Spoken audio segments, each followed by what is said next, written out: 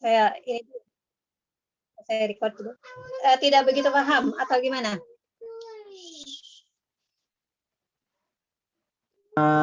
Ya kalau kurang lebih sih secara umum mengerti, cuman kurang mendetail aja sih Bu kalau yang saya baca. Oke, baik. Kita coba ya. Mudah-mudahan pada ngerti ya. Baik Bu. Ya, amin Bu. Baca beberapa kali baru bisa paham ya. Iya. Tapi jangan takut. Saya akan kasih kuis. Kalau kalian dapat 100 berarti kalian membaca semua ininya, materinya. Amin, Kemarin Bu. ada yang dapat 100 tidak? 80 Ibu. 80 ya. Oke. Kalau baca semuanya biasanya dapat 10. Tapi baca dan paham ya. Baik. Kita akan bahas pertama tentang anatomi sistem syaraf. Ya. Ya kita lihat di sini ya. Kalau bahas tentang sistem syaraf itu yang terpikir oleh kalian tuh apa sih sebenarnya? Tentang otak. Tentang otak ya. Kan ada kan ya, misalnya kalau di dokter itu bagian syaraf gitu ya. Ternyata kalau kita lihat di gambar ini ya, itu ternyata syaraf itu ada di seluruh tubuh kita tuh. Yang bagian biru, kemudian yang di atasnya itu bagian otak ya, di bagian otak itu semuanya sebenarnya sistem syaraf yang ada di seluruh tubuh kita. Ya. Nah, hari ini kita akan bahas pertama susunan umum sistem syaraf. Ini belum ditambahin, maaf. Kemudian sel-sel sistem syaraf, ya, sum-sum tulang belakang, 5 bagian utama otak, struktur utama otak, dan juga nanti kita akan membahas tentang apa namanya sinaptik ya dan neurotransmitter. Ya, saya berharap semuanya bisa konsen ke sini. Nah, sekarang susunan umum sistem syaraf. Ya. Maaf, susunan umum sistem syaraf ya. Ini pusatnya harusnya dihilangin, lupa saya. Sistem syaraf itu ada 2 bagian. Yang pertama sistem syaraf tepi, ya PNS. Siapa yang di sini PNS ada nggak? Bisa diulang Bu? Ada yang Hah? Bisa diulang Bu pertanyaannya gimana Bu? Kurang. Yang di sini ada yang PNS nggak? Kayaknya nggak ada Bu. Nggak ada Bu. Oh, nggak ada ya? Ya, baik. Nah, PNS itu. Kalau PMS PMS ada ya? Tengahnya diganti S gitu ya. Oh, nah, PNS bukan pegawai negeri sipil ya, tapi peripheral nervous system. Ya, nervous itu kan syaraf ya, sistem itu sistem ya biasa. Peripheral itu berarti tepi ya. Jadi sistem syaraf tepi, peripheral nervous system. Ya. Nah, peripheral nervous system itu adalah sistem syaraf yang ada di luar tengkorak ya. Jadi ini nih yang ini, kelihatan nggak ya? Yang merah itu ya PNS ya. Jadi di luar tengkorak dan juga masuk ke tulang belakang. Ya. Nah, sekarang ada sistem syaraf pusat atau CNS. Nah, kalau CNS itu kan Central Nervous System. Central itu kan pusat ya. Jadi Central Nervous System. Nah, itu sistem syaraf pusat yang ada di tengkorak kita atau otak kita ya. Kemudian juga dia juga bersambung ke tulang belakang. Sampai sini masih ngikutin ya. Lebih mudah ya sampai sini. Nah, sekarang kita bahas tentang PNS ya. Kerjanya PNS tuh ngapain sih gitu ya. Kalau yang kalian yang ada yang jadi PNS itu kan kerjanya macam-macam ya. Tergantung ya PNS-nya di mana gitu ya. Ada yang mungkin di kepolisian segala macam ya. Ada yang jadi guru ya. Nah, sekarang PNS di dalam tubuh kita itu juga ada secara umum terbagi menjadi 2 macam gitu ya. Ada yang sistem syaraf somatik SNS. Nah, ini berinteraksi dengan lingkungan eksternal tubuh kita. Ya. Jadi misalnya dia itu terbagi 2, afferent sama efferent. Ya. Kalau afferent ya, ingat kata-kata kalau dalam bahasa Inggris itu ada yang namanya arrive. Arrive. Arrive itu asalnya dari A kan ya. ARRIVE gitu ya tulisannya. Arrive. Nah, dia itu sistem syaraf yang ada di kulit, otot-otot rangka, sendi mata, telinga, yang semuanya itu menuju ke sistem syaraf pusat. Arrive. Jadi dia tiba di sistem syaraf pusat. Jadi stimulus-stimulus yang ada di luar kita, yang masuk ke dalam panca indera kita, gitu ya, yang mungkin masuk ke dalam mata, kulit, telinga, gitu ya. Kemudian juga mungkin tulang ya, sendi gitu ya. Nah, itu semuanya masuk ke dalam sistem syaraf pusat. Itu adalah sistem syaraf aferen, ya. Nah, kemudian sistem syaraf ada eferen. Ya. Itu kan exit ya. Kalau misalnya di gedung-gedung tuh ada yang namanya exit. Exit itu berarti keluar kan. Nah, sistem syaraf eferen adalah sistem syaraf yang dari pusat ya, dari otak kita ke otot-otot rangka, otot-otot rangka kita. Jadi dia biasanya ini berhubungan dengan syaraf-syaraf motorik ya. Jadi misalnya ketika kita menerima rangsangan, itu kan masuk ke sistem syaraf aferen. Nah, kemudian menuju otak. Di otak kita diolah tuh kira-kira apa yang harus kita lakukan untuk merespon terhadap stimulus tersebut. Ya. Maka dikeluarkan ya setelah ditentukan oleh otak, kita harus begini, misalnya kita harus memukul orang itu gitu misalnya ya. Nah, makanya dari sistem syaraf eferen exit itu ya, maka keluar ke dalam otot-otot skeletal atau otot rangka kita sehingga kita bisa melakukan sesuatu ya.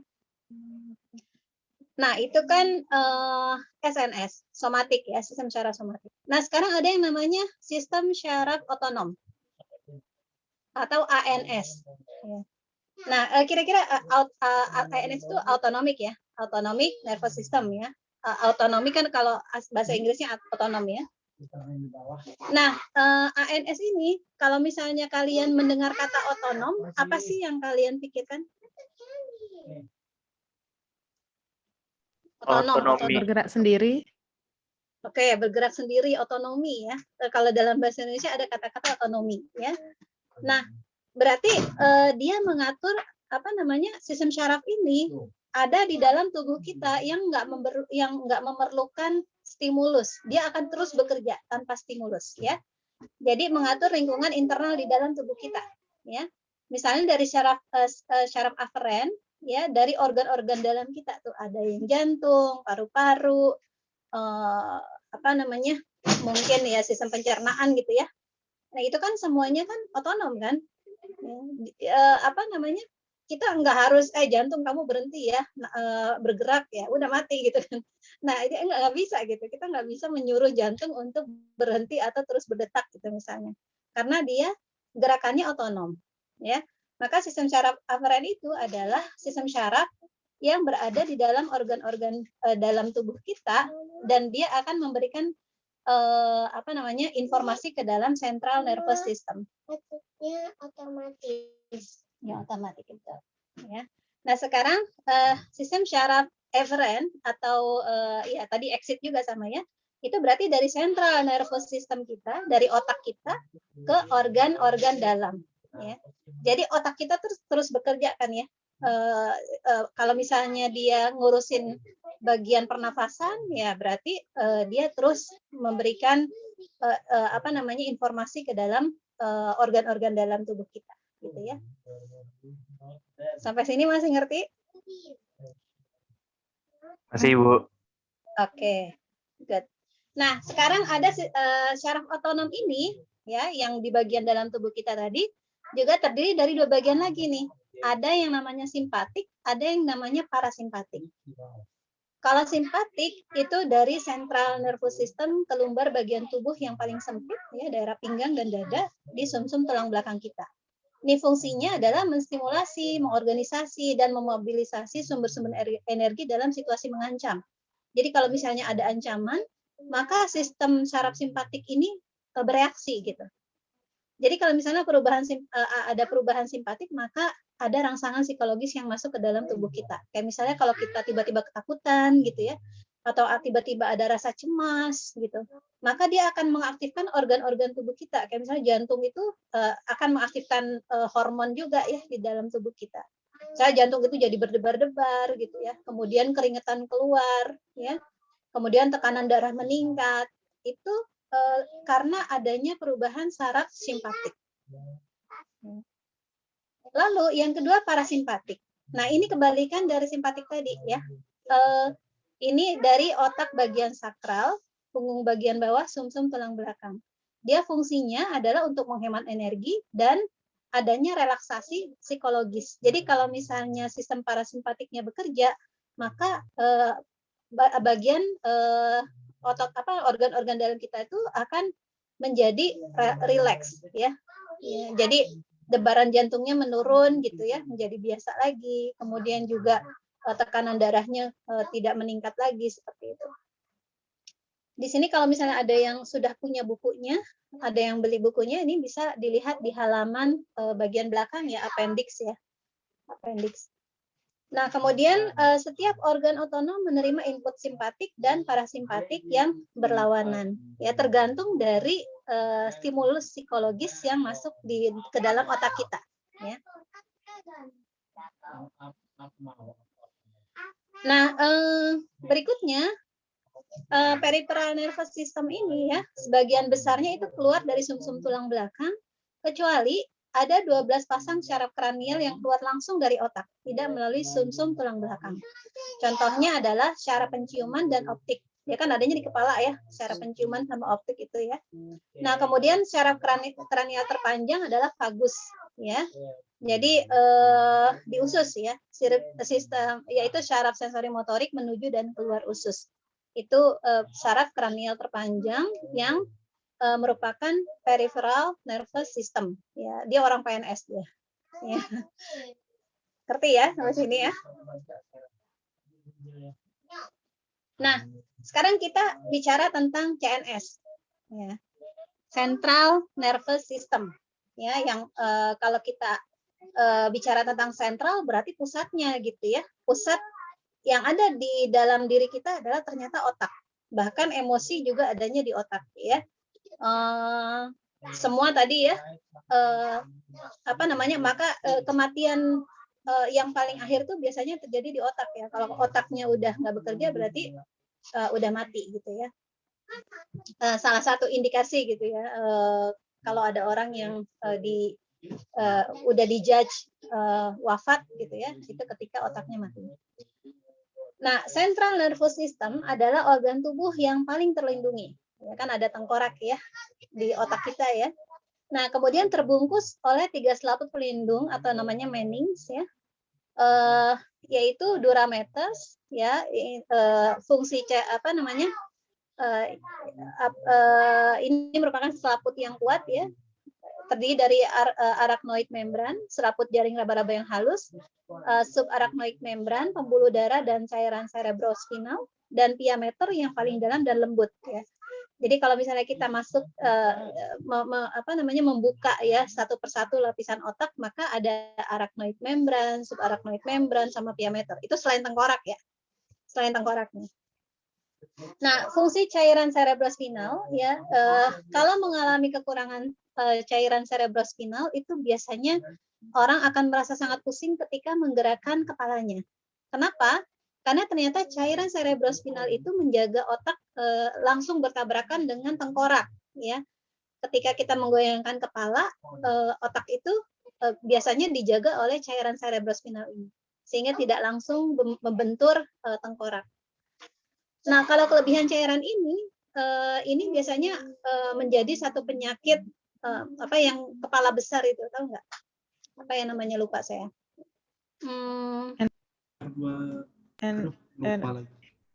Lupa lagi.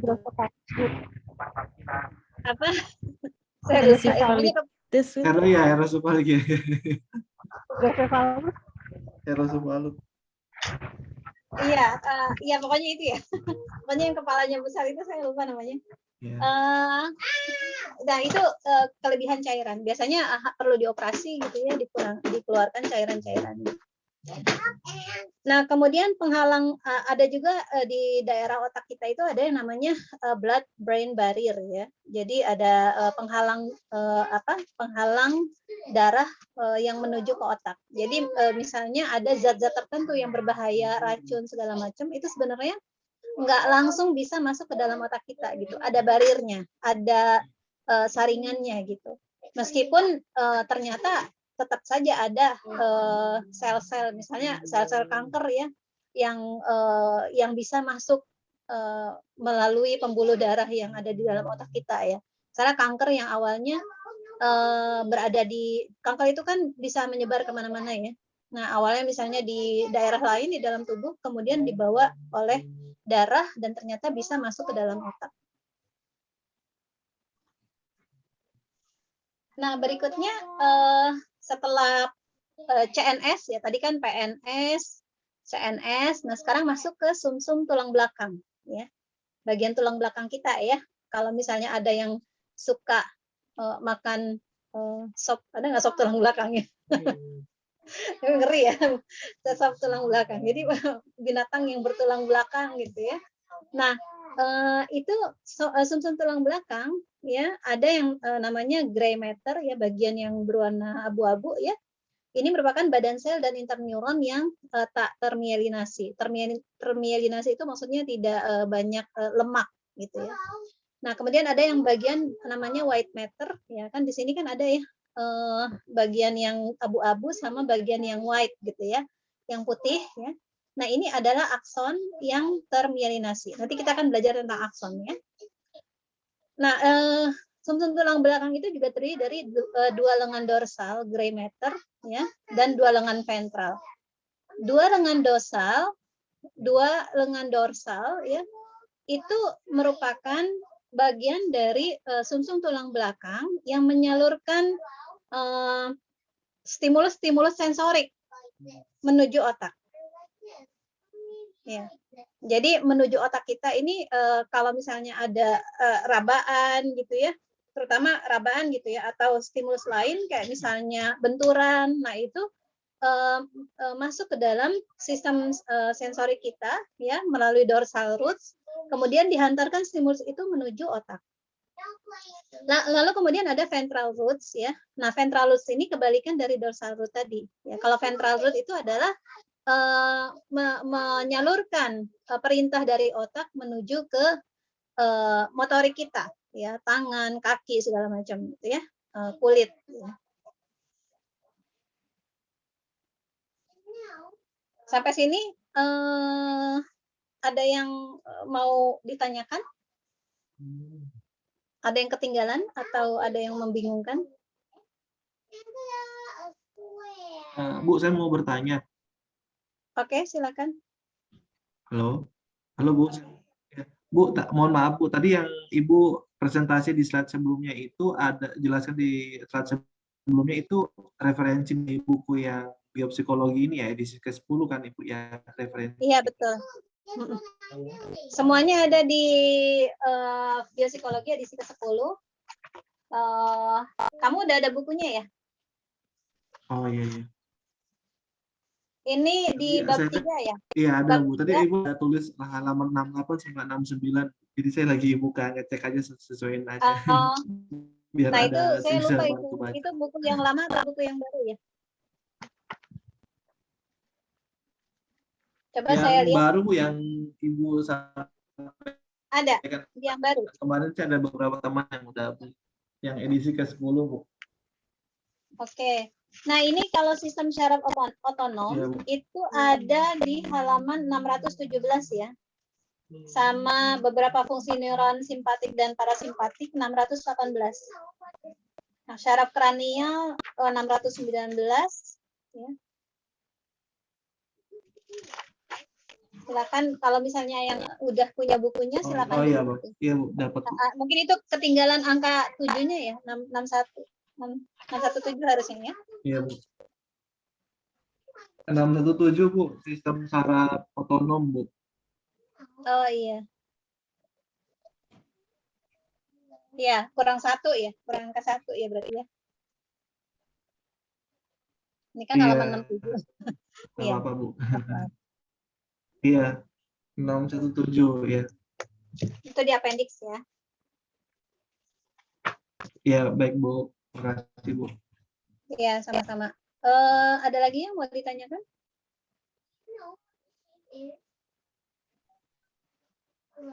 Sampai sini Oh. masih bisa dipahami?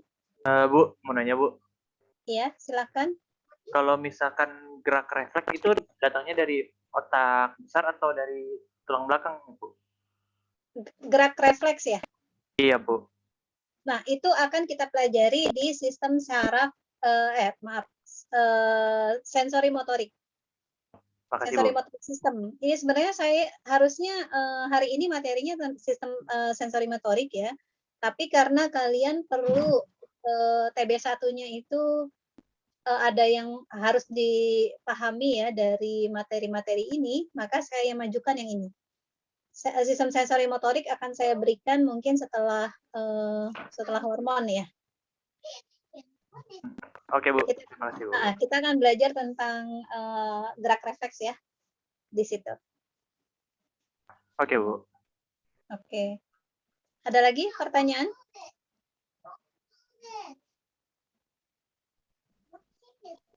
Lanjut.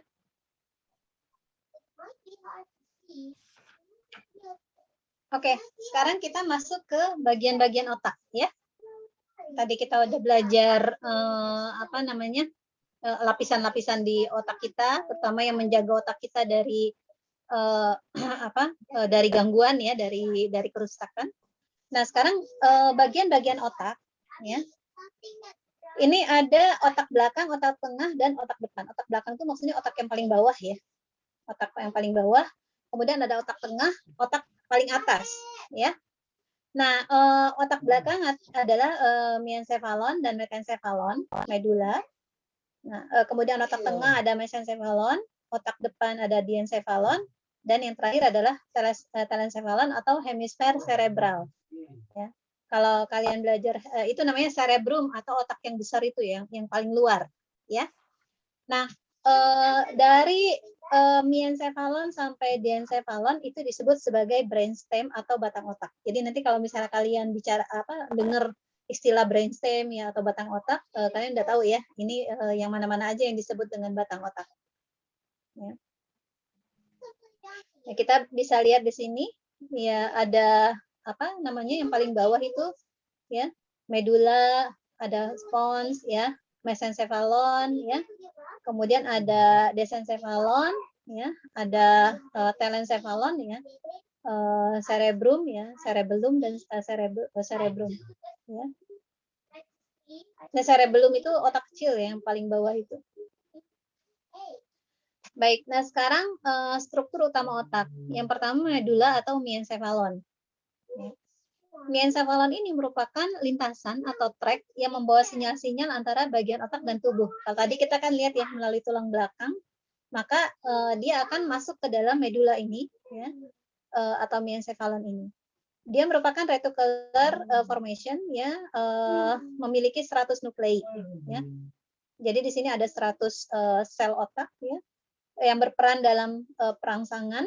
Kemudian di sini juga dia juga mengatur ya fungsi-fungsi kayak misalnya tidur, atensi, gerakan, pemeliharaan muscle tone ya, berbagai refleks kardiak ya, kayak misalnya jantung kita gitu ya, sirkulatorik ya, darah ya, saluran darah kita, sama respiratorik atau saluran pernafasan kita. Ini adanya di sini semua nih, di medula ya, batang otak, di miencephalon ya paling bawah ya, kalau dilihat tuh yang paling bawah. Kemudian masuk ke metencephalon. Nah, metencephalon ini tetap banyak tracknya ya. Ada tonjolan sponsnya juga di situ, dan di situ juga terdapat otak kecil. Ya, otak kecil cerebellum ya. Kita balik dulu sebentar. Ini bagian yang ditulis ya, cerebellum ya. Di sini ada pusat koordinasi yang di cerebellum ini, ya, pokoknya motorik ya, motorik kita juga sangat kuat berhubungan yang sangat erat berhubungan dengan cerebellum ini atau otak kecil. Dia adanya di metencephalon, bagian kedua ya, berarti lapis kedua dari otak. Nah, kemudian struktur sensori motorik penting ada di sini, ya. Bila rusak akan membatasi kemampuan seseorang dalam mengontrol gerakannya, ya, nggak bisa tepat mengontrol gerakan dan untuk beradaptasi dalam kondisi yang berubah-ubah, ya, dalam kondisi lingkungan yang berubah-ubah, kayak misalnya mungkin naik turun, kemudian juga kemiringan segala macam, ya. Ini akan sulit beradaptasi ketika rusak bagian dari metencephalon, ya.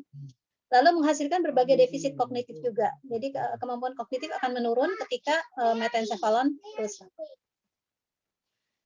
Yang ketiga adalah mesencephalon.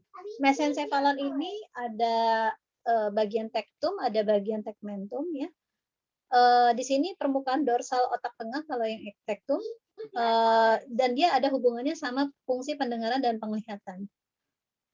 Sedangkan tegmentum bahan abu-abu, mungkin kalau yang punya buku bisa dilihat gambarnya, ya, di sekitar akuaduk cerebral menghubungkan ventrikel ketiga dan keempat, ya, di bagian otak, ya, ada wilayah namanya bagian ventrikel ketiga ke ventrikel keempat, berperan menjadi perantara efek analgesik atau mengurangi rasa sakit, ya. Di sini juga terdapat substantia nigra. Nanti substantia nigra ini ternyata sangat penting sekali, ya, untuk apa namanya, nanti akan ada penyakit yang disebabkan oleh kematian dari sel-sel substantia nigra, penghasil dopamin, penghasil neurotransmitter. Kemudian juga ada red nucleus, ya, ini juga termasuk bagian penting untuk sensori motorik kita. Nah, ini diencephalon atau thalamus, ya. Ini struktur dua lobus yang merupakan bagian puncak di bagian batang otak kita. Digabungkan dengan massa intermedia, ya. Ada, kalau misalnya ada di buku tuh ada namanya massa intermedia, terdapat lamina juga lapisan putih, ya, di tengah-tengahnya. Terdiri dari banyak nuklei yang terproyeksi ke korteks kita. Jadi ini sebenarnya kayak penghantar, pemancar, ya. Kalau di sini namanya sensory relay nuklei atau nuklei pemancar indera. Jadi kemarin kalau kita belajar tentang pendengaran, penglihatan, penciuman, gitu, ya. Sebenarnya pendengaran, penglihatan, perabaan, ya, terutama, ya, itu ternyata semuanya itu masuk ke dalam thalamus ini, kemudian nanti akan disebar ke bagian-bagian otak yang memang berurusan dengan sensori itu, ya. Makanya di sini terbagi menjadi apa namanya, nanti ada saluran lateral geniculate nuclei, ya, untuk visual, medial geniculate nuclei untuk auditory, sama ventral geniculate nuclei somatosensori atau indera peraba, ya. Jadi ingat, ya, thalamus ini sangat penting sekali karena erat kaitannya dengan sensori kita, ya, sistem sensori kita. Lalu yang berikutnya adalah diencephalon. Nah, ini juga sangat penting sekali hipotalamus ini, ya, karena ini terkait dengan hormon, ya.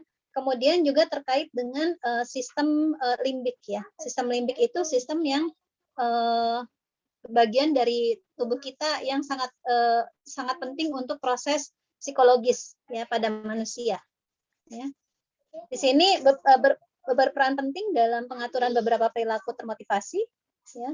Kemudian melepaskan hormon-hormon pituitary gland. Jadi pusatnya hormon itu ada di sini, ada di hipotalamus. Kita akan belajar nanti, ya, di saat belajar tentang hormon. Dulu orang bilangnya pituitary gland itu sebagai snot gland atau kelenjar ingus karena dianggap berhubungan sama ingus, gitu, ya. Tapi ternyata bukan. Ternyata dia melepaskan hormon-hormon, merupakan raja hormon di dalam tubuh kita, ya. Jadi nanti dia akan berhubungan dengan hormon yang ada di seluruh tubuh kita. Pelepasan yang berhubungan dengan pelepasan hormon-hormon di seluruh tubuh. Di sini juga terdapat optik chiasm, ya, sebuah titik yang syaraf-syaraf optik dari masing-masing mata bergabung menjadi satu. Lalu ada badan mamilaria juga, ya. Ini juga terkait hubungannya sama proses-proses psikologis. Nah, kemudian terakhir, ya, adalah telencephalon. Telencephalon ini menghantarkan fungsi-fungsi yang paling kompleks di otak kita, otak besar kita tuh, ya, otak besar kita. Yang kalau misalnya kita ngelihat tuh kayak kayak apa ya? Kayak mungkin kayak kayak usus gitu ya, dijadiin satu gitu ya, ada bagian-bagiannya. Dia berkonvulsi atau berlekuk-lekuk, berefek tambah banyaknya korteks cerebral tanpa menambah volume otak secara keseluruhan. Jadi kalau misalnya ini yang disebut dengan kalau misalnya kita mempelajari hal baru, maka sel otak itu akan tumbuh ya.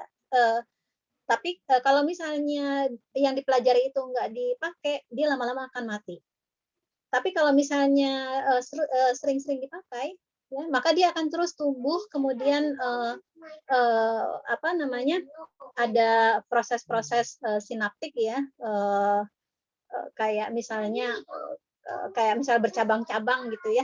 Kemudian merapat cabang-cabangnya semakin kita sering membahas ya materi-materi tertentu ya, maka cabang itu semakin merapat dan kita akan semakin memahami materi yang kita pelajari itu gitu.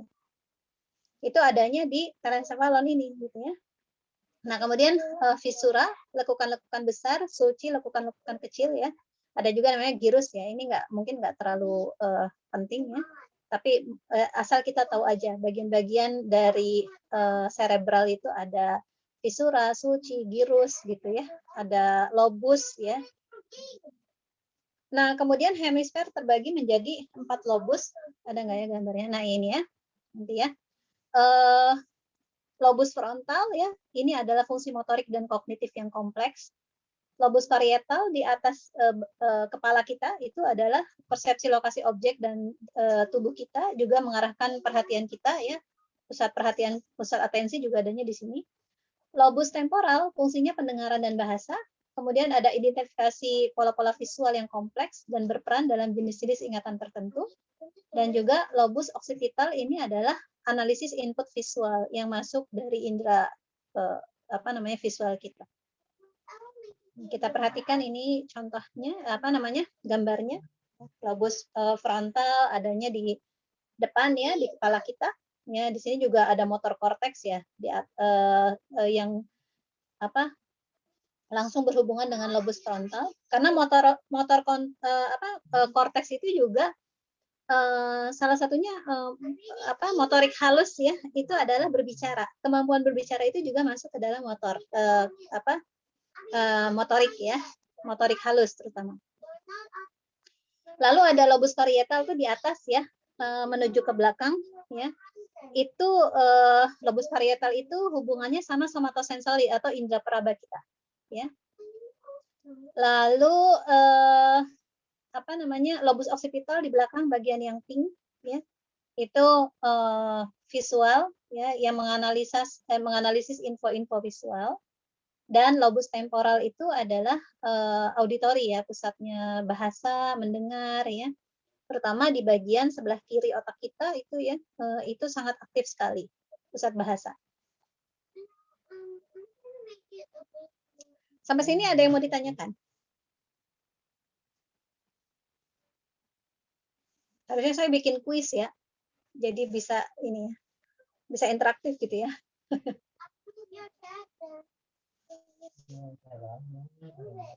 Oke, sekarang lobus ya, bagian lobus. Sekarang mungkin silakan ditulis di chat aja.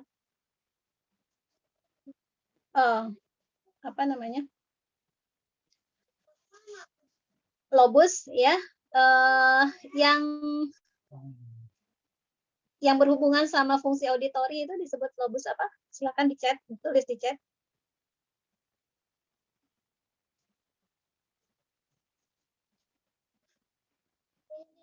Oke, lobus temporal ya, karena kelihatan ya di dalam gambar. Ya. Kemudian lobus frontal itu fungsinya untuk apa? Ingat tadi lobus frontal. Salah satunya itu ya, motorik halus ya, berbicara. Motorik juga ada di bagian situ. Tapi yang paling penting buat manusia prefrontal. Fungsinya untuk apa tadi?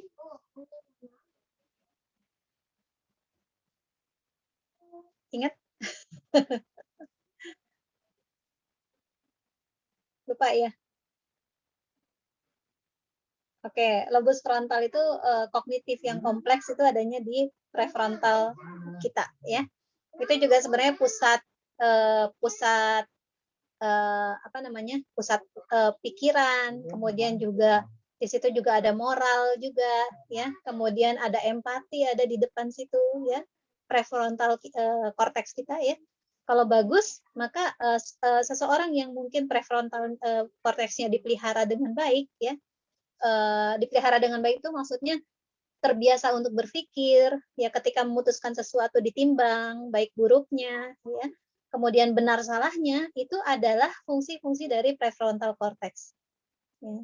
Salah satu cara untuk melatih prefrontal cortex kita supaya bagus dengan melakukan self admin ya. Saya ingat materi ini dari ini ya, 6 Minutes English di BBC ya, BBC English ya. Nah, namanya self admin ya. Self admin itu kemampuan kita ya, atau habit kita untuk membuat perencanaan ya. Membuat perencanaan. Jadi setiap hari ya, entah itu di malam hari sebelum kita tidur atau di pagi hari ya saat kita baru bangun tidur, kita membuat perencanaan-perencanaan. Hari ini kita harus melakukan apa gitu ya. Sampai mungkin sampai nggak ada yang terlupa ya tugas-tugas dan tanggung jawab kita. Maka itu sebenarnya salah satu cara untuk melatih prefrontal cortex kita. Dan juga mungkin ya tadi ya, banyak menimbang baik buruk ketika memutuskan sesuatu ya, benar salah baik buruk ya, sistem moral ya, kemudian juga empati ketika memutuskan sesuatu, itu juga termasuk salah satu cara untuk meningkatkan kemampuan prefrontal cortex kita.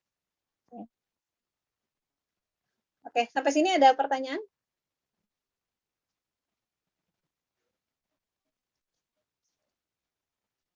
Oke, sekarang kuis yang dapat skor ya. Tambahan skor ya, 5 deh. 5 poin. Bagian yang sangat penting ya, yang sangat terkait dengan sistem hormon ya, kemudian juga merupakan salah satu bagian yang penting untuk untuk perilaku psikologis ya, yang sangat berhubungan dengan psikologis kita. Itu bagian apa di dalam otak kita? Ingat nggak tadi? Yang punya buku boleh dibuka bukunya.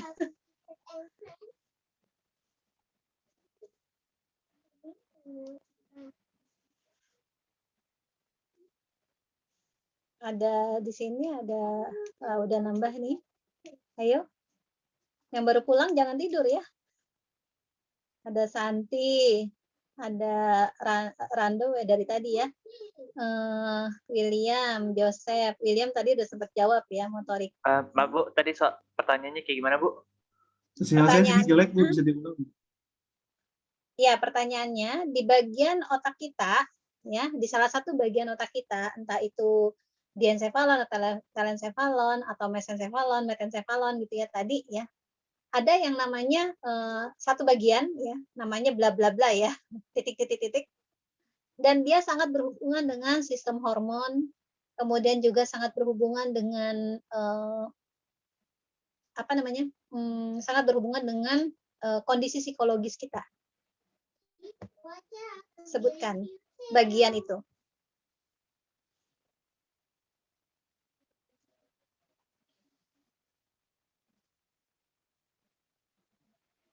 Ingat, kalau nyatet mungkin ingat kali ya. Ada yang tahu? Ini jawab langsung, Bu, apa di chat? Itu udah dijawab, Bu, di chat. Iya, Kalisa udah sama di chat aku ya? udah jawab. Oh, Iya. Talita sama Kalisa. Iya, pinter. Kalisa sama Talita. Betul, hipotalamus. Ya, saya nggak ngeliat soalnya tadi. Maaf ya. Hipotalamus ya.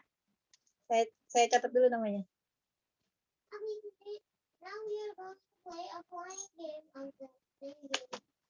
Baik. Nih ya. Tadi mana ya?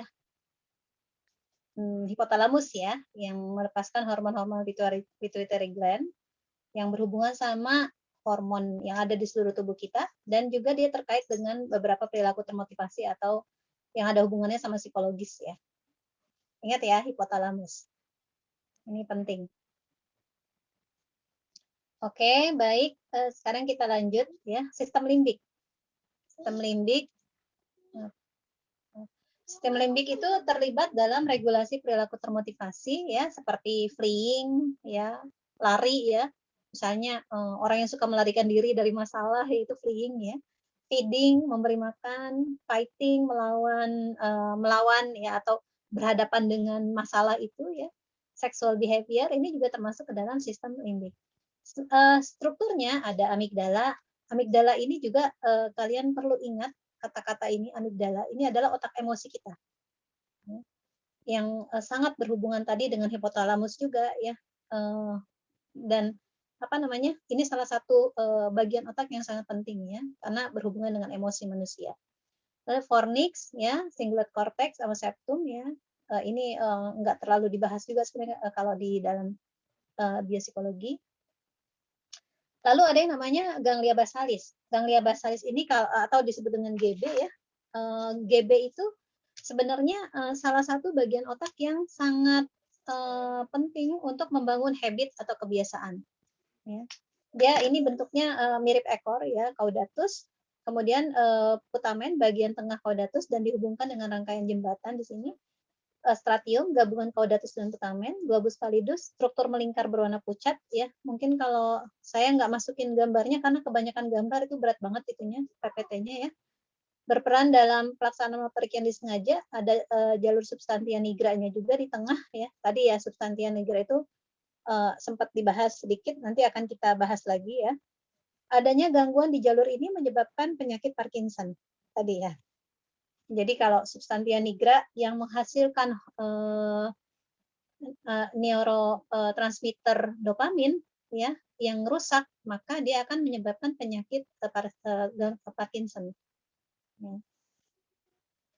Ini gambarnya yang ringan aja, sebenarnya ada gambar yang lebih rumit lagi. Ada cerebral cortex, basal ganglia, ya, hipokampus. Ya, hipokampus ini juga bagian otak yang penting untuk memori ya, terutama bangun memori ruang ya, keruangan, tempat ya. Amigdala ya, ini juga tadi udah dibahas ya, otak emosi kita.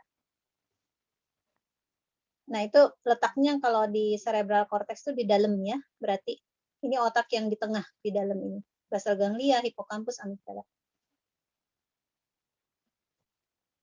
Sampai sini jelas ya? Ada yang mau bertanya?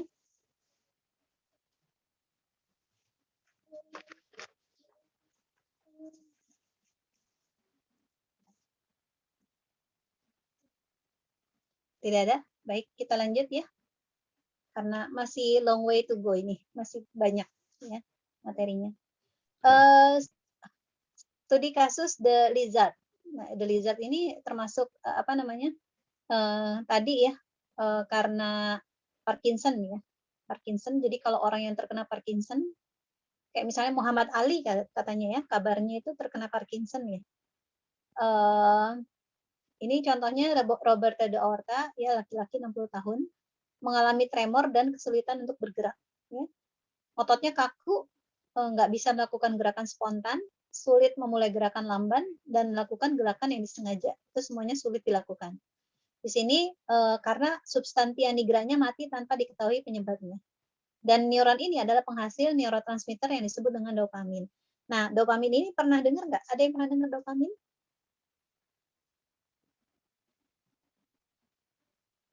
Pernah, Bu. Pernah? Pernah, Bu. Yang kamu dengar apa tentang dopamin itu apa? Kayak hormon bahagia gitu, Bu. Ada hubungannya sama hormon bahagia ya? Ya, betul. Dopamin. Tadi siapa? Rando, Diki? Bukan, Bu. William, Bu. Mana Brian? Siapa ini? Brian? William, Bu. William. Oh, iya, ya. Baik ya. Oke, nah sekarang apa hubungannya ini antara kasus ini sama materi tentang sel syaraf? Karena ternyata sel syaraf inilah yang penghasil neurotransmitter atau mungkin lebih dikenal dengan hormon-hormon di otak kita. Ya, hormon-hormon di otak kita salah satunya adalah dopamin tadi. Ya. Dan itu kalau tadi dihasilkan oleh neuron-neuron yang ada di substantia nigra. Kan kita udah lihat ya tadi tempatnya di apa namanya, di daerah sistem limbik ya, substantia nigra itu. Nah, baik, kita sekarang bahas tentang anatomi neuron, anatomi eksternal neuron. Neuron atau sel-sel di dalam otak kita itu ada yang berupa badan sel, membran sel, ya, badan sel nih yang warna ungu itu badan sel, membran sel, ya, dendrit,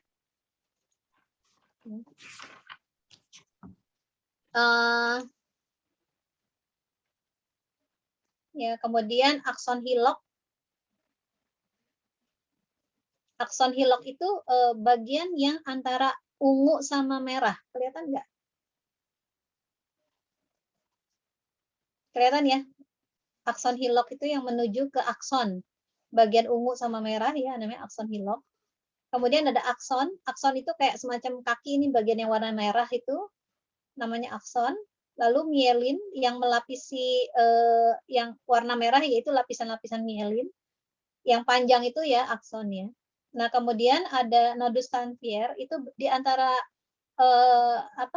kotak merah yang satu dan merah yang dua itu kan ada bagian hitam ya, itu namanya nodus Tanfier. Lalu ada buttons atau kancing ya. Buttons itu adanya di ujung yang kayak ranting-ranting itu ya. Itu di ujung-ujungnya itu ada buttons-nya ya. Nah, di situ di buttons itu kalau ketemu sama sel-sel syaraf yang lain, maka dia akan terjadi sinapsis ya. Jadi sinapsis itu celah di antara neuron-neuron yang berdekatan di mana sinyal-sinyal kimiawi ditransmisikan. Dan di situ keluar tadi neurotransmitter tadi ya. Kemudian ada yang namanya anatomi internal, ini bagian dalamnya si neuron, yaitu retikulum endoplasmik ya. Retikulum endoplasmik itu sistem selaput yang terlipat di dalam badan sel. Ya. Ini bagian-bagian kasar yang memiliki ribosoma berperan dalam sintesis protein ya. Dan bagian lembut tanpa ribosoma berperan dalam sintesis lemak. Jadi dia itu makanannya sel ya, protein sama ada sintetis lemaknya juga ya di situ. Nah, kemudian nukleus ya, maaf, ini retikulum endoplasma, kemudian ada sitoplasma ya.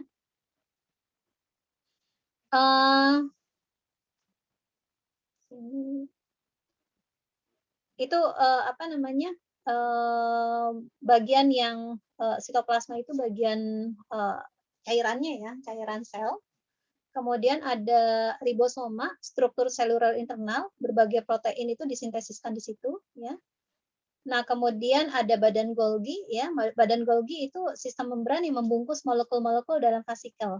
Ya, jadi molekul-molekul itu yang nanti akan dikirim ke button tadi ya, button, kemudian akan dilepaskan menjadi neurotransmitter. Lalu ada nukleus ya, inti sel ya. Nukleus kita dulu pernah ya, itu berisinya DNA ya, DNA ya. Kalau kita lihat mungkin yang warnanya kuning ya. Kemudian ada juga mitokondria ya. Ada mikrotubula ya. Ini bertanggung jawab untuk pengangkutan cepat ya. Jadi kayak semacam kayak semacam saluran ya untuk pengangkutan bahan ke seluruh neuron ya. Vesikel sinaptik ya, itu adanya biasanya di ujung-ujung di button ya, sama neurotransmitter itu isi dari kantong-kantong yang nanti akan dikeluarkan tadi ya. Nah, kemudian ada jenis-jenis neuron, nih ada neuron unipolar. Unipolar itu ini kan ada kepala neuron ya, yang ada titiknya di tengah itu ya, itu bulatan titiknya di tengah. Kemudian dia ada apa namanya, dari situ ada satu kaki ya. Nah itu namanya neuron unipolar. Kalau misalnya dari kepala cuma ada satu kaki namanya unipolar. Tapi kalau dari kepala itu ada dua kaki ya, kayak yang gambar yang kedua namanya neuron bipolar. Kalau banyak ya, kayak misalnya di sini ada banyak dendrit-dendritnya gitu ya. Dendrit, kemudian juga ada aksonnya, itu namanya multipolar ya. Atau interneuron multipolar, dia nggak punya akson tapi dia banyak dendrit ya. Nanti bisa dibaca pelan-pelan ya. Yang penting paham dulu sekarang. Nah, kemudian di dalam otak kita itu bukan cuma terdapat neuron, tapi juga terdapat sel-sel glia namanya. Sel-sel glia, ya. Sel-sel glia itu dia bisa menjadi tempat untuk apa namanya, untuk membuat makanan atau menjaga sel-sel neuron supaya tetap sehat gitu ya. Atau juga kadang-kadang malah dia menjadi apa namanya, tukang bersih-bersih di dalam otak. Jadi kalau misalnya ada neurotransmitter yang udah dilepas, kemudian ada sisa-sisanya kayak sampah-sampah gitu ya, maka dibersihkan oleh si glia ini. Jenis-jenis sel glia ada oligodendrosit ya. Di sini sel glia yang membungkus akson, beberapa neuron sistem syaraf pusat, kaya dengan mielin dan mielin sheath ya. Kemudian juga ada sel-sel Schwann ya, punya satu segmen mielin dan berfungsi sebagai pemandu regenerasi aksonal setelah terjadi kerusakan. Jadi kalau misalnya di bagian akson, tadi kan akson itu kan kakinya sel itu ya, yang dia kadang-kadang menghantarkan neurotransmitter ya ke ujung apa button itu.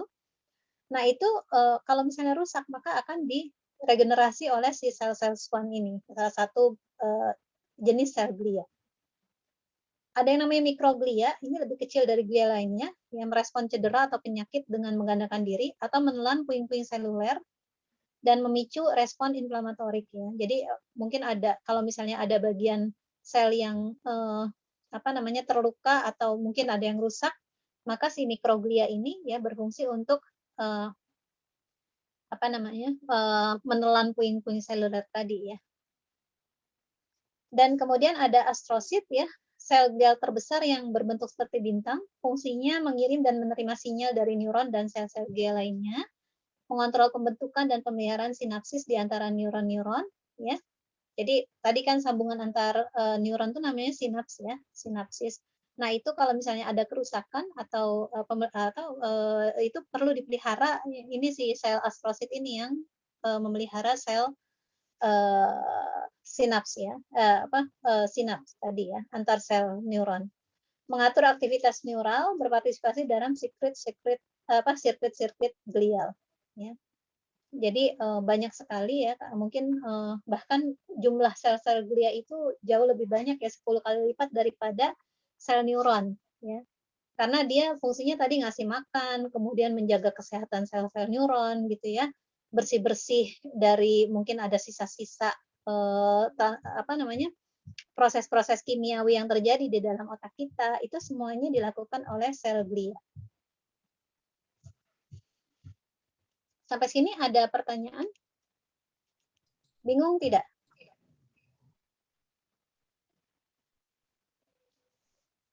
Bingung ya?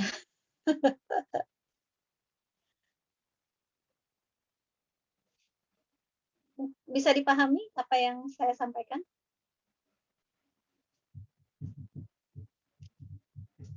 Karena di-record ya, nanti akan ada apa namanya? Akan ada rekamannya. Jadi silakan kalau bingung diulang-ulang lagi ya sampai paham ya.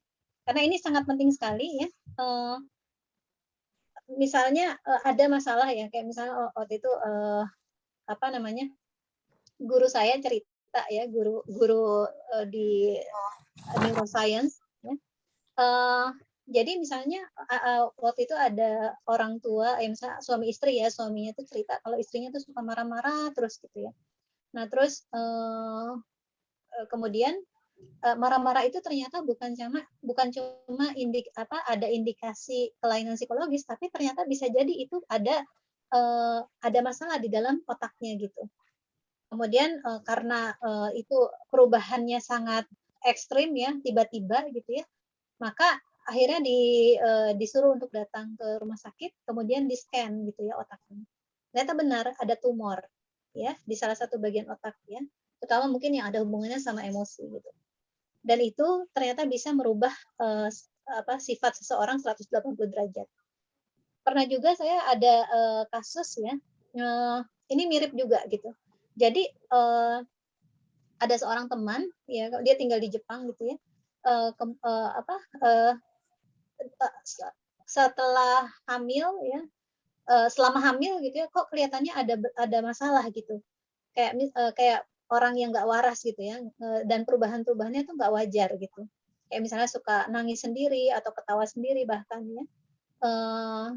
Orang-orang tuh mengira dia kerasukan setan gitu.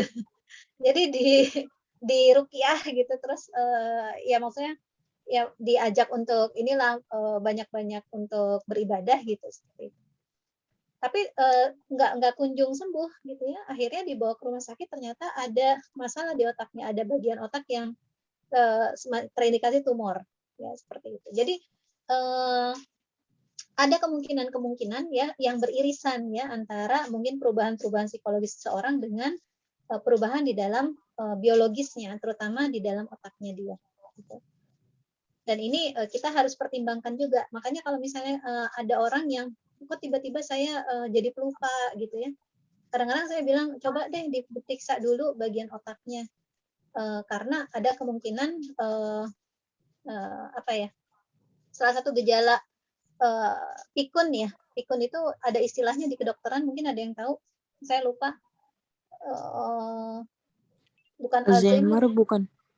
Bukan Alzheimer. Alzheimer itu lebih parah ya tingkat kerusakan otaknya. Tapi ini ada. Pikun tuh kayak amnesia gitu ya, Bu? Kenapa? Pikun Ibu ya, pikun. Pikun. Tapi ada istilahnya ya di dalam kedokteran. Sebenarnya ada juga di buku. Cuma saya harus cari ya, harus cari-cari dulu. Salah satu memang ada itu salah satu ciri kerusakan otak juga ya, pikun itu ya. Kalau Nanti akan amnesia kita bahas berpengaruh juga juga nggak, Bu? Kenapa? Kalau amnesia berpengaruh juga nggak, Bu, sama pikun? Amnesia bukan ya, itu beda. Amnesia Beda. itu kan amnesia juga kan mungkin bisa maksudnya nggak ada yang permanen, ada yang enggak gitu ya. Oh iya iya. Itu jenis kerusakannya berbeda atau jenis gangguan di otaknya itu berbeda ya dengan pikun.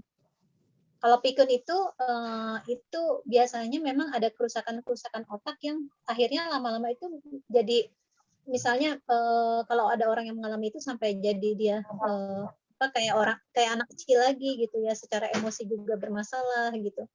Bukan cuma dia lupa dengan hal-hal yang sifatnya daily ya, maksudnya sehari-hari, tapi juga masalah emosinya juga termasuk gitu. Jadi bisa dibilang neuronnya berkurang, Bu, ya, dari miliaran neuron yang ada di otak. Bukan berkurang, tapi ada kerusakan-kerusakan di bagian tertentu. Oh ya, kerusakannya. Iya. Iya. Nah, sekarang kita masuk nih yang terakhir ya, bagian terakhir tentang neurotransmitter. Neurotransmitter, ini tadi kan kita belajar tentang sinapsis ya, yang ada di button atau di ujung-ujung akson itu, ya, maka mengeluarkan zat-zat kimiawi yang namanya prosesnya itu namanya neurotransmitter ya, bahan-bahan kimia ya, neurotransmitter. Neurotransmitter adalah bahan-bahan kimia yang ditembakkan di terminal button oleh neuron-neuron. Neurotransmitter ini berinteraksi dengan molekul-molekul reseptor khusus ya, diterima oleh reseptornya ya dari neuron lain ya, neuron tujuannya di sepanjang sirkuit tersebut. Nah, efeknya kalau ini terjadi ada yang namanya EPSP ya. EPSP itu excitatory ya pokoknya E-nya excitatory ya. Saya lupa ya, sebentar saya buka dulu apa ya kepanjangannya.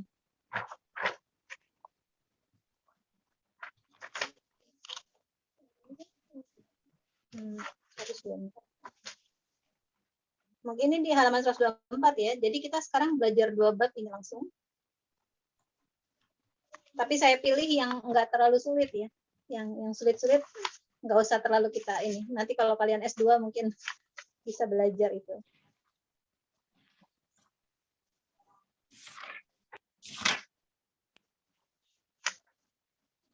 Excitatory postsynaptic potensial ya namanya. Kalau terjadi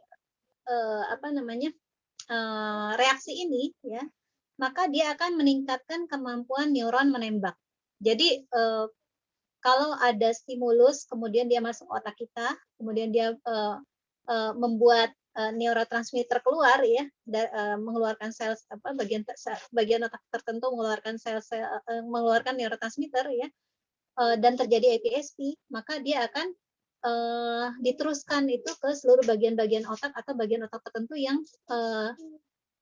ada hubungannya dengan stimulus tersebut gitu. Misalnya kalau kalian belajar nih sekarang nih ya, belajar biopsikologi, ini kan susah ya, susah nggak sih? Nah, Susah Bu. Susah. Nah, tapi kalau misalnya gitu ya, yang ngejelasinnya tuh bersemangat, kemudian juga ngasih contoh-contoh yang menarik gitu ya, kalian tuh jadi tertarik. Nah, itu terjadi proses excitatory. Jadi atensi kalian tuh full ke situ, semangat gitu, termotivasi ya. Mungkin ada dopamin yang keluar juga ketika belajar gitu. Nah, itu namanya proses excitatory ya. Tapi sebaliknya, kalau misalnya yang ngajarin lemes gitu, kita belajar apa sih sebenarnya? Kita ngomongin nggak ada semangatnya, kemudian ya udahlah kalian belajar aja sendiri gitu, kalian baca sendiri semuanya. Mungkin terjadi yang sebaliknya, yaitu IPSP, IPSP ya, IPSP, mengurangi kemungkinan neuron menembak. Ya, akhirnya yang terjadi, udahlah nggak semangat, nggak usah belajar gitu, nggak usah dengerin dosen ya, mendingan tidur aja gitu. Di sini nggak kelihatan yang tidur yang mana, karena pada ditutup ya. Nah, itu IPSP ya. Nah, supaya kalian bisa lebih memahami, silahkan nanti dibuka ini ya, videonya, YouTube-nya. Bisa nggak ya kalau lewat HP? Saya belum pernah nyoba gitu. Coba kita cek. Oh, bisa ya.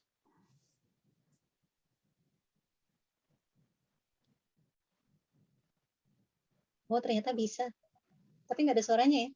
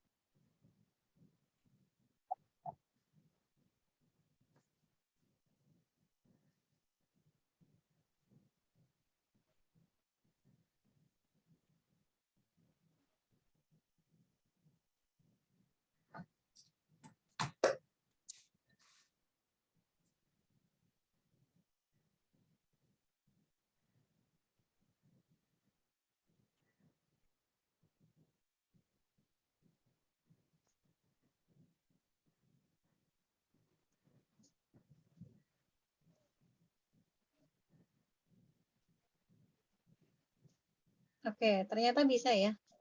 Saya baru tahu kalau bisa. Nggak pernah nyoba.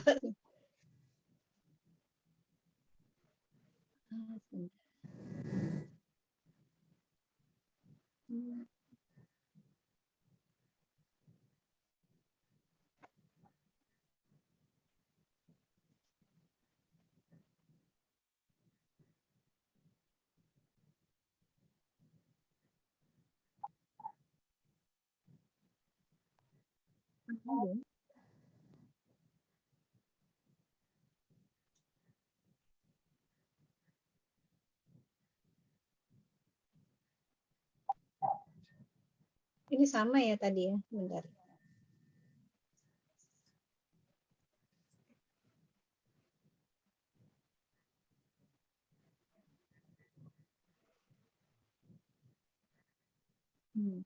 Harus dimatikan dulu sebentar.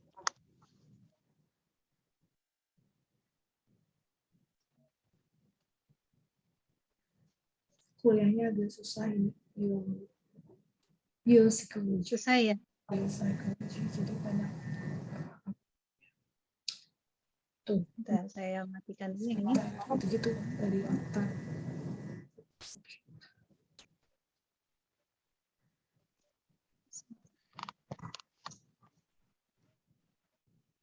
Oh, sama aja. Nanti di ini sendiri ya. Nanti dicek sendiri ya filmnya ya. Bisa ya? Ini seharusnya film yang berbeda ini, tapi kenapa yang terbuka itu lagi saya nggak tahu. Ya, tapi intinya sebenarnya proses sinaptik itu seperti apa, kemudian yang keluar itu neurotransmitternya seperti apa, lalu ketika neurotransmitter itu ketemu sama rumahnya, ya, sama rumahnya, maka akan terjadi reaksi seperti apa?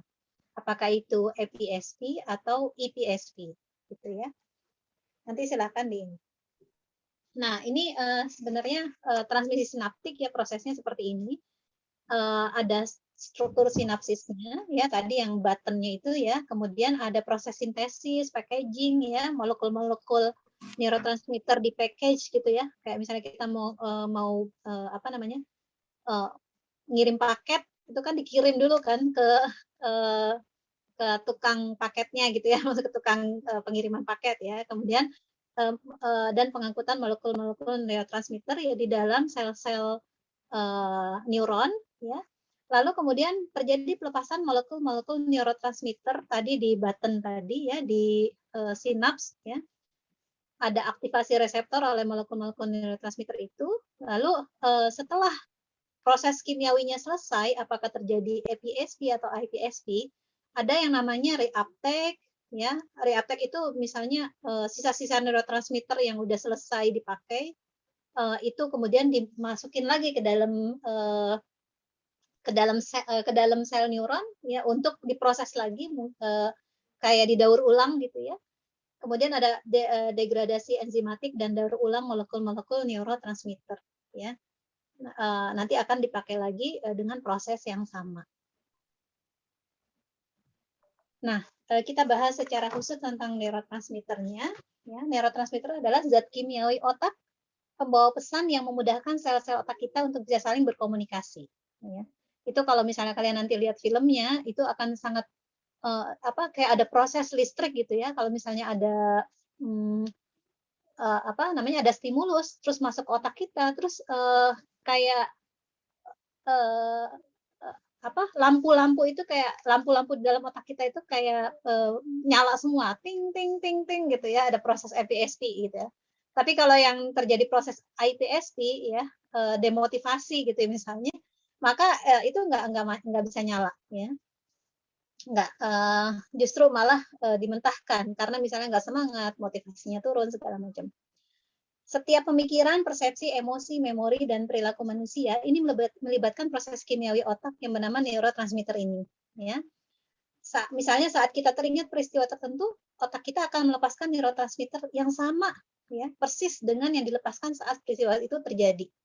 Kayak misalnya kalau kita, misalnya happy nih ya, habis lulus SMA gitu ya, happy sama teman-teman, pokoknya ada pesta segala macam, kemudian yang keluar adalah tadi ya neurotransmitter dopamin ya, maka itu kan difoto ya, kemudian juga jadi kenangan kita gitu ya. Nah misalnya udah 5 tahun ketika kalian udah kuliah, kemudian udah selesai kerja, pas lihat lagi foto-foto itu, maka mungkin yang dopaminnya keluar lagi gitu, karena kalian merasa sangat waktu itu asik banget ya, kita kayak nggak punya pikiran apa-apa gitu ya, pokoknya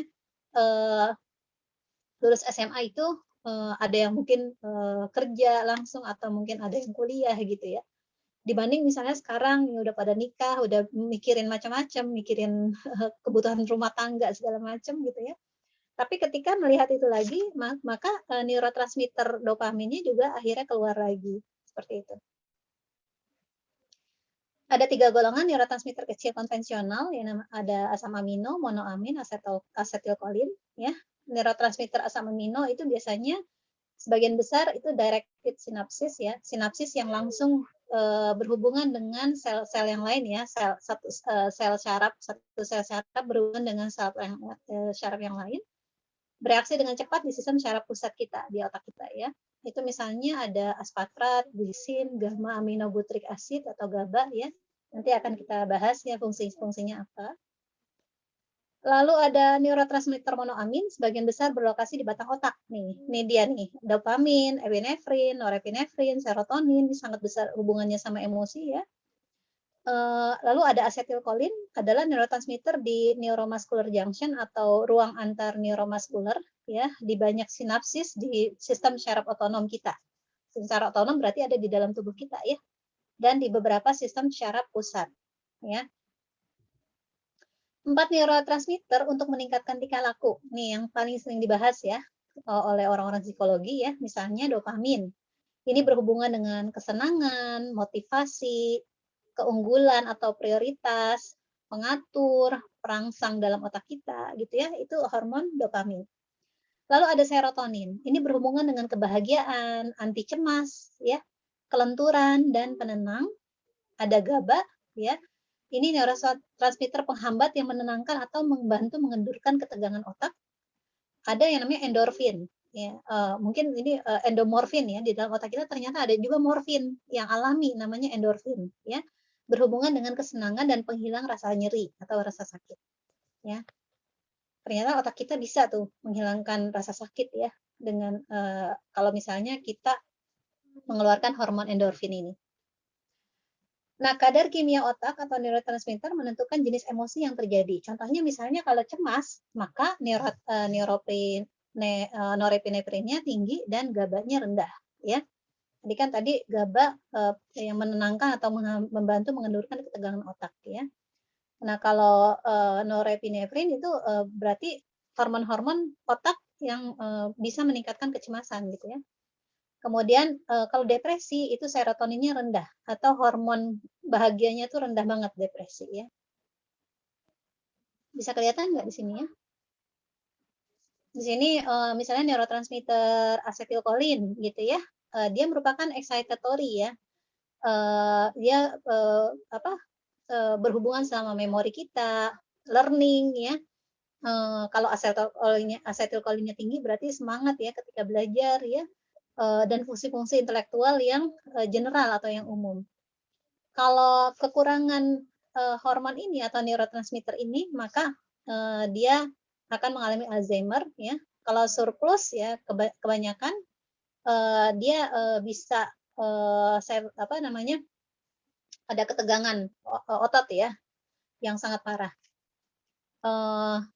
Untuk mengatasi misalnya Alzheimer itu biasanya dengan nikotin ya, black widow ya, curare ya. Kalau misalnya terlalu terlalu terstimulasi gitu ya, maka perlu ini. Kemudian kalau misalnya kelebihan, maka bisa diobati dengan curare itu. Saya nggak ngerti juga jenis obatnya gitu ya, tapi mungkin nama kimiawinya ini. Kemudian dopamin ya, dia termasuk bisa sensasi ya, menyenangkan, involve in movement ya, gerakan, atensi learning ya. Kalau kekurangan dopamin maka terjadi Parkinson ya. Kalau kelebihan bisa terjadi schizofren atau drug addiction itu juga ya, atau adiksi-adiksi yang lain, adiksi smartphone, adiksi games itu termasuk karena kelebihan dopamin itu. Kemudian agonis drugnya ya, kalau misalnya kekurangan bisa L-dopa sama kokain, dan kalau kelebihan ada antipsikotik, drug misalnya ada obat-obat ya kayak Thorazine ya, untuk mungkin lebih ke penenang gitu ya, supaya nggak terlalu banyak berpikir gitu ya. Serotonin ya untuk mood ya sama emosi ya. Kalau kekurangan biasanya depresi ya atau mood disorder ya. Kan ada tuh yang apa yang suka naik turun itu moodnya ya, berarti serotoninnya perlu diperbaiki ya. Kalau kelebihan katanya autis ya. Terus obatnya juga ada Prozac series. Apa namanya? SSRIs namanya. Norepinefrin dia itu untuk meningkatkan flight fight response katanya. Kemudian fight flight itu kan tadi ya bisa lari atau bisa menghadapi ancaman gitu ya. Kemudian juga ada hubungannya sama belajar, sama memory retrieval ya, memanggilan memori ya, yang udah kita pelajari dipanggil, makanya perlu norepinefrin. Kalau kekurangan ada mental disorder ya, biasanya depresi. Kalau kelebihan anxiety ya.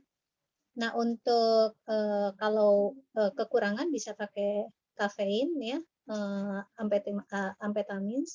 Kalau kelebihan bisa litium ya.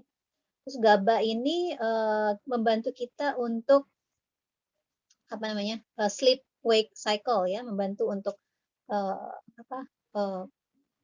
bangun dan tidur ya, siklus bangun dan tidur kita ya.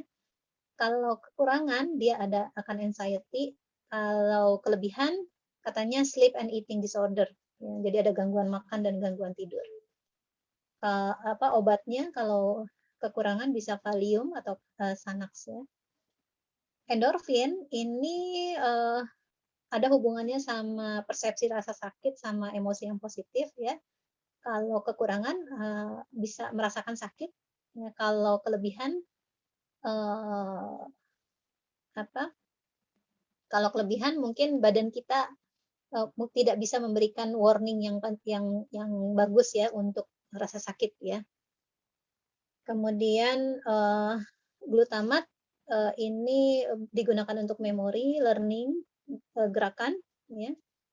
Kalau kelebihan berhubungan sama epilepsi gangguan epilepsi ya, gangguan epilepsi. Baik, mungkin itu ya terakhir, kayaknya udah selesai ya.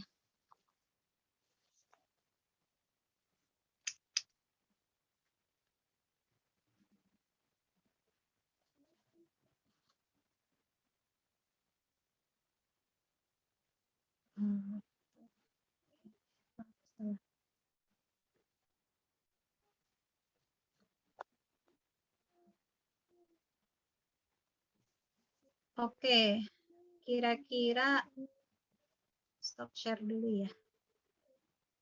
Gimana? Bisa dipahami?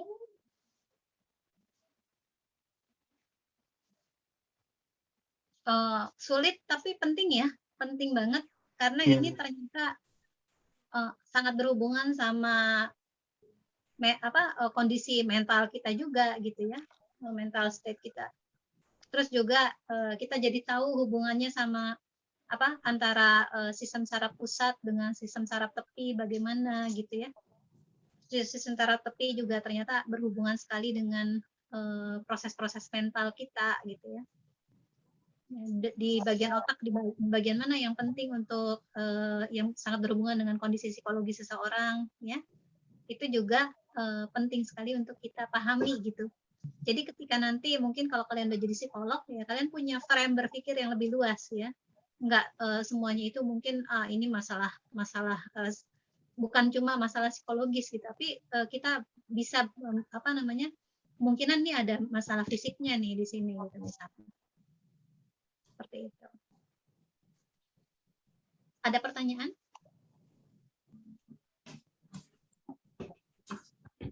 Oh, tadi dorsal ya. Dorsal itu kan tadi di tulang belakang kita ya. Iya, Bu. Tulang belakang itu namanya kan ventral sama dorsal kan? Iya, Bu. Ventral sama dorsal ya. Kalau ventral itu berhubungan dengan sistem saraf sensori kita.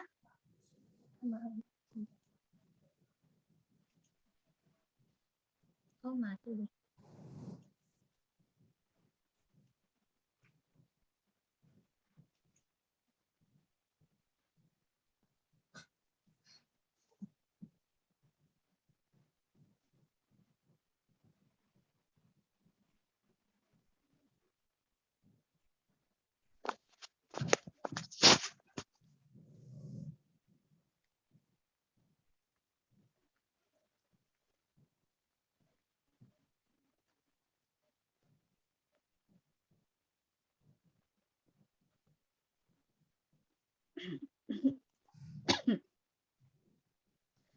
Oke, jadi kalau dorsal itu kan berhubungan sama sensorik kita yang menghantarkan stimulus-stimulus sensorik ya ke otak.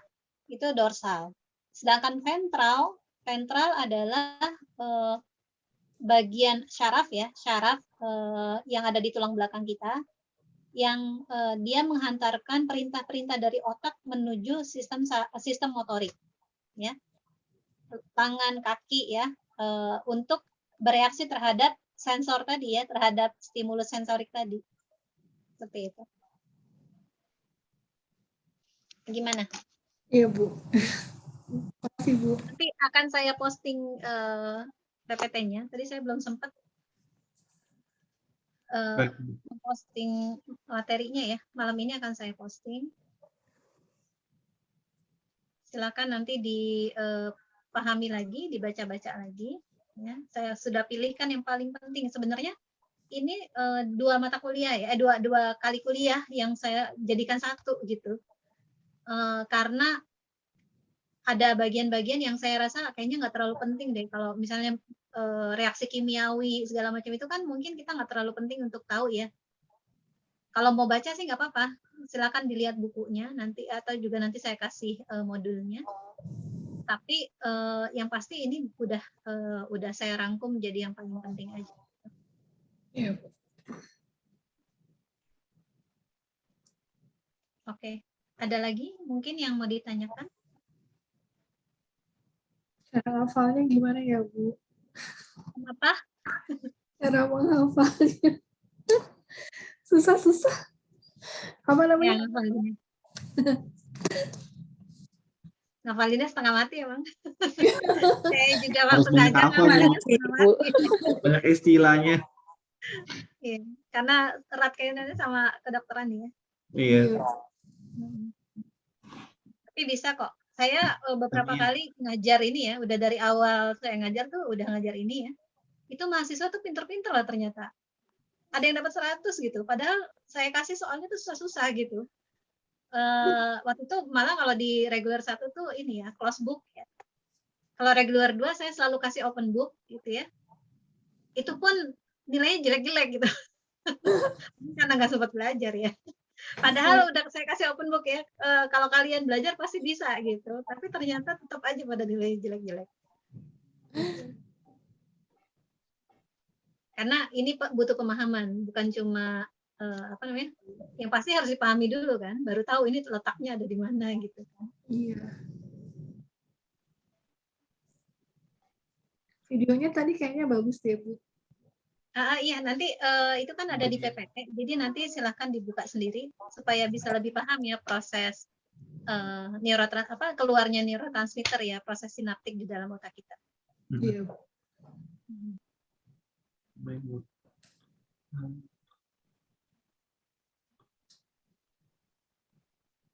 Oke, ada lagi?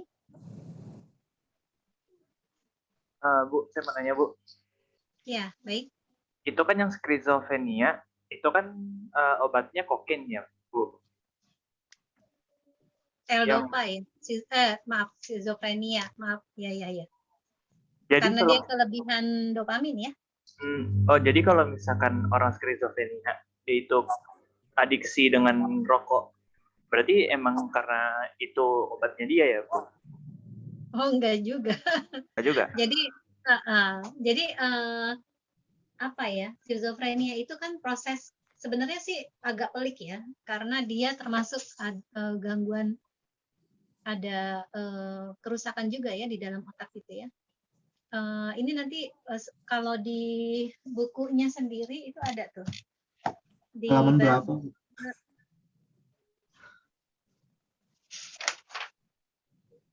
Halaman berapa?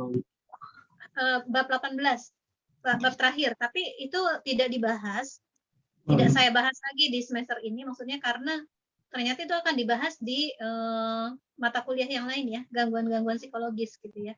Meskipun mungkin secara tidak dibahas secara mendalam bagian biologisnya, tapi gangguannya seperti apa gitu ya.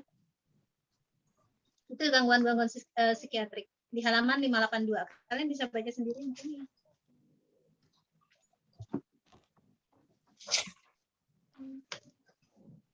Ya, ada Bu. Gangguan-gangguan psikiatrik. Makanya ini kalau bisa dibeli bukunya bagus ini. Ya, Bu.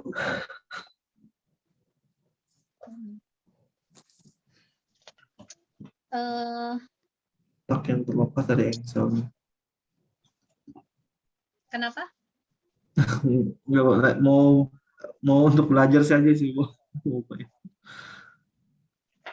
Lumayan susah. Enggak enggak segampang itu ya. Kalau misalnya obatnya itu kokain ya. Menurut Pak lebih dalam.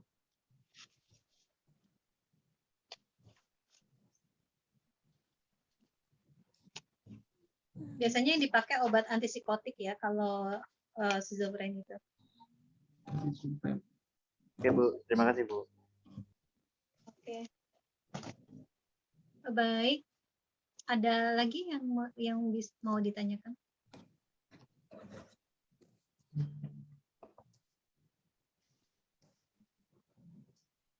Menarik tapi mungkin agak jelimet ya. Iya, Iya benar banget. lumayan Bu. Perlu konsentrasi tinggi membacanya. Benar. 1,5 jam lumayan ya. Harus Tapi kalau yang Oke. baru pulang harus kerja nih, konsentrasi. kalau pulang kerja ini pasti setengah mati nih. Tuh, Nahan kangennya. kerjaan belum selesai Bu. Oke, baik. Nanti bisa diulang-ulang lagi. Ya, saya juga rekamannya nanti akan saya kirim juga ya. Baik Bu. Eh, Bu mau tanya Bu di luar kuliah. Baik. Yang ini Bu,